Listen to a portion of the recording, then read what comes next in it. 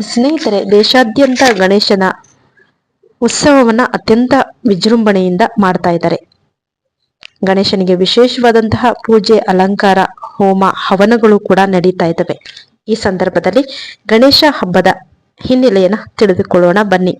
ವಿಶೇಷ ಜಾಗಕ್ಕೆ ಭೇಟಿ ಕೊಟ್ಟಂತಹ ಈ ವಿಶೇಷ ಸಂದರ್ಭದಲ್ಲಿ ವಿಶೇಷ ಗಣೇಶ ಅಲಂಕಾರಗಳಿಂದ ಶೃಂಗಾರಗೊಂಡಂತಹ ಗಣೇಶನ ಒಂದು ವಿಡಿಯೋದೊಂದಿಗೆ ವಿಶೇಷವಾದಂತಹ ಸೆಟ್ ಅನ್ನು ಕೂಡ ನಾನು ವಿಡಿಯೋದಲ್ಲಿ ತೋರಿಸ್ಕೊಡ್ತಾ ಇದ್ದೀನಿ. ಸ್ಕಿಪ್ ಮಾಡದೆ ವಿಡಿಯೋವನ್ನ ಪೂರ್ತಿಯಾಗಿ ನೋಡಿ. ಮೊದಲಿಗೆ ಗಣೇಶ ಹಬ್ಬದ ಹಿನ್ನೆಲೆಯನ್ನ ತಿಳಿದುಕೊಳ್ಳೋಣ. ಒಂದು ದಿನ ಪಾರ್ವತಿ ದೇವಿಯು ಕೈಲಾಸ ಪರ್ವತದ ಮನೆಯಲ್ಲಿ ಸ್ನಾನದ ತಯಾರಿಯನ್ನ ನಡೆಸ್ತಾ ಇರ್ತಾರೆ. ತನಗೆ ತೊಂದರೆ ಆಗ್ಬಾರ್ದು ಅಂತ ತನ್ನ ಪತಿ ಶಿವನ ಗೂಳಿಯಾದ ನಂದಿಗೆ ಬಾಗಿಲನ್ನ ಕಾಯೋದಕ್ಕೆ ಹೇಳ್ತಾಳೆ. ಆದ್ರೆ ಶಿವನಿಗೆ ನಂದಿ ತುಂಬಾ ನಿಷ್ಠೆಯಿಂದ ಇರ್ತಾನೆ. ನಂದಿ ಶಿವನಿಗೆ ಒಳಗೆ ಬರಲು ಅಪ್ಪಣೆಯನ್ನ ಕೊಟ್ಟಿರ್ತಾನೆ. ಈ ವಿಷಯಕ್ಕೆ ಕೋಪಗೊಂಡಂತಹ ಪಾರ್ವತಿಯು ಸಣ್ಣದಾಗಿ ಕೋಪವನ್ನು ಮಾಡಿಕೊಂಡು ತನ್ನ ದೇಹದಿಂದ ಅರಿಶಿಣದ ಪೇಸ್ಟ್ ಅನ್ನ ತೆಗೆದು ಅದರಲ್ಲಿ ಜೀವವನ್ನ ತುಂಬಿಸಿಡ್ತಾಳೆ. ಆ ಒಂದು ಅರಿಶಿಣದಿಂದಲೇ ಗಣೇಶನನ್ನ ಸೃಷ್ಟಿ ಮಾಡ್ತಾಳೆ. ಅವನನ್ನು ತನ್ನ ಸ್ವಂತ ನಿಷ್ಠಾವಂತ ಮಗ ಅಂತ ಘೋಷಣೆ ಮಾಡ್ಕೊಳ್ತಾಳೆ. ಪಾರ್ವತಿ ಮುಂದಿನ ಬಾರಿ ಸ್ನಾನ ಮಾಡಲು ಬಯಸಿದಾಗ ಗಣೇಶನನ್ನ ಬಾಗಿಲಲ್ಲೂ ಕಾಯೋದಕ್ಕೆ ಹೇಳ್ತಾಳೆ. ಸರಿಯಾದ ಸಮಯದಲ್ಲಿ ಶಿವನು ಮನೆಗೆ ಬರ್ತಾನೆ. ಈ ವಿಚಿತ್ರ ಹುಡುಗ ತನ್ನ ಸ್ವಂತ ಮನೆಗೆ ಪ್ರವೇಶಿಸಲು ಸಾಧ್ಯ ಇಲ್ಲ ಎಂದು ಹೇಳೋದನ್ನ ಕಂಡು ಕೋಪಗೊಳ್ತಾನೆ. ತನ್ನ ಸೈನ್ಯಕ್ಕೆ ಹುಡುಗನನ್ನ ನಾಶ ಮಾಡಲು ಆದೇಶ ಮಾಡ್ತಾನೆ. ಆದರೆ ಅವರೆಲ್ಲರೂ ಆಗ್ತಾರೆ. ದೇವಿಯ ಮಗನಾದ ಗಣೇಶನಿಗೆ ಅಂತಹ ಶಕ್ತಿ ಇತ್ತು. ಇದು ಶಿವನಿಗೆ ಆಶ್ಚರ್ಯವನ್ನ ಉಂಟು ಮಾಡುತ್ತೆ. ಇದು ಸಾಮಾನ್ಯ ಹುಡುಗನಲ್ಲ ಎಂದು ನೋಡಿ ಸಾಮಾನ್ಯವಾಗಿ ಶಾಂತಿಯುತ ಶಿವನು ಅವನೊಂದಿಗೆ ಹೋರಾಡಬೇಕೆಂದು ನಿರ್ಧಾರ ಮಾಡ್ತಾನೆ. ಶಿವನ ದೈವಿಕ ಕೋಪದಿಂದ ಗಣೇಶನ ತಲೆಯನ್ನ ತುಂಡರಿಸ್ತಾನೆ. ತಕ್ಷಣವೇ ಅವನನ್ನ ಕೊಲ್ತಾನೆ. ಇದನ್ನ ತಿಳಿದ ಪಾರ್ವತಿ ಕೋಪಗೊಂಡು ಅವಮಾನಿತಳಾಗಿ ಇಡೀ ಸೃಷ್ಟಿಯನ್ನ ನಾಶ ಮಾಡಲು ನಿರ್ಧಾರ ಮಾಡ್ತಾಳೆ. ಭಗವಾನ್ ಬ್ರಹ್ಮನು ಸೃಷ್ಟಿಕರ್ತನಾಗಿರುವುದರಿಂದ ಸ್ವಾಭಾವಿಕವಾಗಿ ಇದರೊಂದಿಗೆ ತನ್ನ ಸಮಸ್ಯೆಗಳನ್ನ ಹೊಂದಿರ್ತಾನೆ. ಅವಳ ಕಠಿಣ ಯೋಜನೆಯನ್ನ ಮರು ಪರಿಶೀಲಿಸುವಂತೆ ಮನವಿ ಮಾಡ್ತಾನೆ.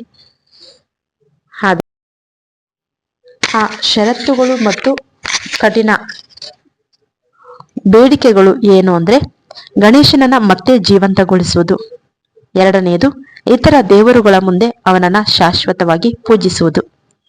ಅಷ್ಟೊತ್ತಿಗಾಗಲೇ ಶಿವನ ಕೋಪ ತಣ್ಣಗಾಗಿತ್ತು. ಪಾರ್ವತಿಯ ಷರತ್ತುಗಳಿಗೆ ಸಮ್ಮತಿಯನ್ನ ನೀಡ್ತಾನೆ. ತಾನು ದಾಟಿದ ಮೊದಲ ಜೀವಿಯ ತಲೆಯನ್ನ ಉತ್ತರಾಭಿಮುಖವಾಗಿ ಮಲಗಿಸುವಂತೆ ಅಪ್ಪಣೆ ಕೊಟ್ಟು ಬ್ರಹ್ಮನನ್ನ ಹೊರಗೆ ಕಳಿಸ್ತಾನೆ. ಬ್ರಹ್ಮನು ಶೀಘ್ರದಲ್ಲೇ ಬಲವಾದ ಮತ್ತು ಶಕ್ತಿಯುತವಾದ ಆನೆಯ ತಲೆಯೊಂದಿಗೆ ಹಿಂದಿರುಗಿ ಬರ್ತಾನೆ. ಅದನ್ನು ಶಿವನು ಗಣೇಶನ ದೇಹದ ಮೇಲೆ ಇರಿಸಿ ಅವನಲ್ಲಿ ಹೊಸ ಜೀವವನ್ನ ಉಸಿರಾಡುವಂತೆ ಮಾಡ್ತಾನೆ. ಗಣೇಶನನ್ನ ತನ್ನ ಸ್ವಂತ ಮಗನು ಎಂಬುದಾಗಿ ಘೋಷಣೆಯನ್ನ ಮಾಡ್ತಾನೆ. ಅವನಿಗೆ ದೇವತೆಗಳಲ್ಲಿ ಅಗ್ರಗಣ್ಯ ಸ್ಥಾನವನ್ನ ಕೂಡ ನೀಡ್ತಾನೆ. ಎಲ್ಲ ಗಣಗಳ ಅಂದ್ರೆ ಜೀವಿಗಳ ನಾಯಕನಾಗಿ ಅಧಿಪತಿ ಗಣಪತಿಯಾಗಿ ಪೂಜೆಗೆ ಒಳಗೊಳ್ತಾನೆ. ಹೀಗೆ ನಾವು ಗಣಪತಿಯ ವಿಶೇಷ ಕಥೆಯನ್ನ ಪುರಾಣಗಳಲ್ಲಿ ಕೇಳಿದ್ದೇವೆ. ಸ್ನೇಹಿತರೆ, ನಾಡಿನಾದ್ಯಂತ ಗಣೇಶ ಉತ್ಸವವನ್ನ ಅತ್ಯಂತ ವಿಜೃಂಭಣೆಯಿಂದ ಅದ್ದೂರಿಯಾಗಿ ಪ್ರತಿ ಹಳ್ಳಿ, ಪಟ್ಟಣ, ನಗರ ಎಲ್ಲ ಕಡೆ ಕೂಡ ಆಚರಣೆ ಮಾಡ್ತಾ ಇದ್ದಾರೆ. ಇವತ್ತಿನ ದಿನ ಬೆಂಗಳೂರಿನ ಒರಾಯನ್ ಮಾಲ್ ಹತ್ತಿರ ಇರತಕ್ಕಂತಹ ಮಿಲ್ ಕಾಲೋನಿಯಲ್ಲಿ ಅಂತಹದೇ ಒಂದು ಗಣೇಶ ಉತ್ಸವ ಕೂಡ ಅದ್ದೂರಿಯಾಗಿ ನಡೀತಾ ಇದೆ. ತಮಿಳುನಾಡಿನ ಪ್ರಸಿದ್ಧ ದೇವಾಲಯ, ತಮಿಳುನಾಡಿನ ಕಾಂಚಿಯಲ್ಲಿರುವಂತಹ ಪ್ರಸಿದ್ಧ ಶಿವನ ದೇವಾಲಯದ ಮಾದರಿಯಲ್ಲಿ ಸೆಟ್ ಅನ್ನು ಕೂಡ ಮಾಡಿದ್ದಾರೆ. ಬನ್ನಿ ಆ ದೃಶ್ಯಗಳನ್ನೇ ಈಗ ನಾವು ಕಣ್ತುಂಬಿಕೊಳ್ಳುವಂತಹದ್ದು.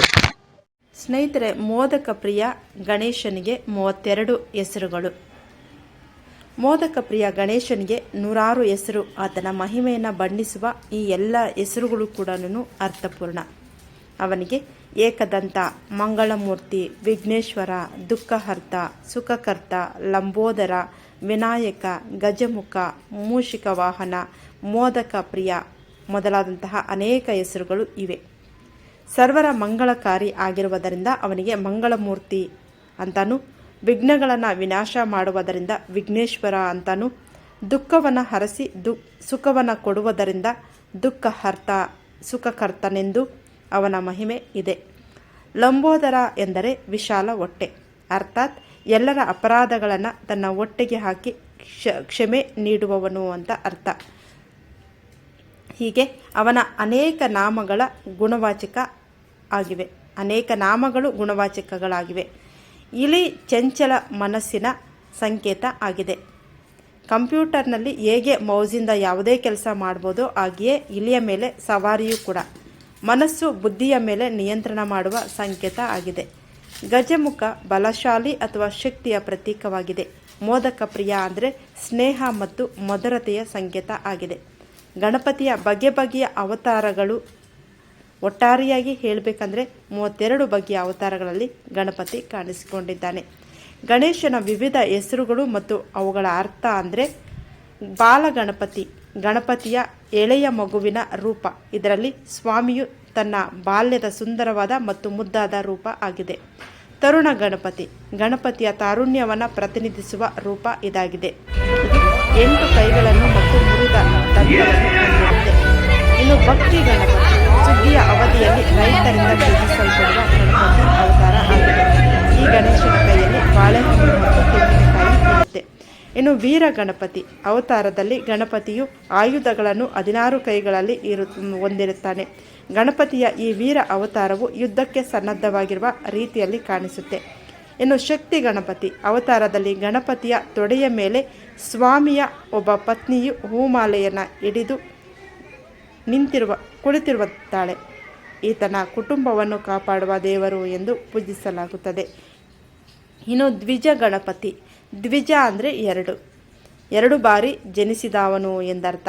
ಮೊದಲು ಜನಿಸಿದ ನಂತರ ಕೊಲ್ಲಲ್ಪಟ್ಟ, ಆಮೇಲೆ ಪುನಃ ಜೀವವನ್ನು ಪಡೆದನು. ಈ ಅವತಾರವನ್ನು ಗಣಪತಿಗೆ 4 ತಲೆಗಳು ಇದೆ. ಈ ಅವತಾರದಲ್ಲಿ ಗಣಪತಿಗೆ 4 ತಲೆಗಳು ಇದೆ. ಇನ್ನು ಸಿದ್ಧಿ ಗಣಪತಿ, ಯಶಸ್ಸು ಮತ್ತು ಸಂಪತ್ತಿನ ಸಲುವಾಗಿ ಪೂಜಿಸಲಾಗುತ್ತದೆ. ಈ ಗಣಪತಿಯ ಮೂರ್ತಿಯು ಹಳದಿ ಬಣ್ಣದಲ್ಲಿ ಇರುತ್ತೆ. ಇನ್ನು ಉಚ್ಚಿಷ್ಟ ಗಣಪತಿ, ತಿಳಿ ನೀಲಿ ಬಣ್ಣದ ಈ ಗಣಪತಿಯು 6 ಕೈಗಳು ಹೊಂದಿದ್ದು ಕೈಯಲ್ಲಿ ವೀಣೆಯಂತಹ ಸಂಗೀತ ವಾದ್ಯಗಳನ್ನು ಹಿಡಿದಿರುತ್ತಾನೆ. ವಿಘ್ನ ಗಣಪತಿ, ಗಣಪತಿಯನ್ನು ವಿಘ್ನೇಶ್ವರ, ವಿಘ್ನನಾಶಕ ಅಂತ ಸಹ ಕರೀತಾರೆ. ಚಿನ್ನದ ಬಣ್ಣದ ಈ ಗಣಪತಿಯ ವಿಗ್ರಹವು ನಮಗೆ ಎದುರಾಗುವ ಎಲ್ಲ ಕಂಟಕಗಳನ್ನು ನಿವಾರಿಸುತ್ತದೆ.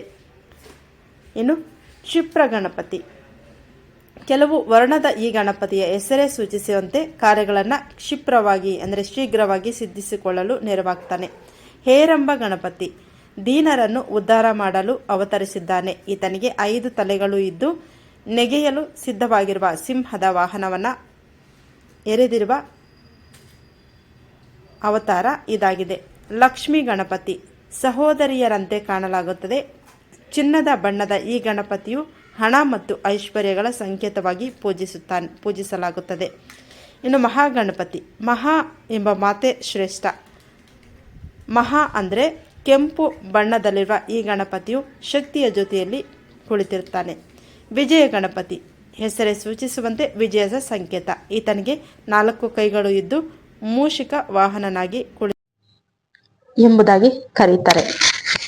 ಇದಾಗಿದೆ ಸ್ನೇಹಿತರೆ ಗಣೇಶನ ಹುಟ್ಟಿನ ಬಗ್ಗೆ ಇರುವಂತಹ ಅಥವಾ ಗಣೇಶನ ಜನನದ ಹಿಂದೆ ಇರತಕ್ಕಂತಹ ಕತೆ.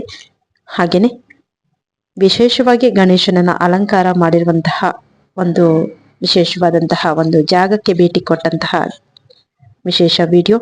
ಹಾಗೇನೆ ಕಾಂಚೀಪುರಂನ ಶಿವ ದೇವಾಲಯದ ಮಾದರಿಯಲ್ಲಿ ಗಣೇಶನ ಸೆಟ್ ಅನ್ನ ಮಾಡಿರುವಂತಹದನ್ನು ಕೂಡ ನೋಡಿದ್ದೀವಿ.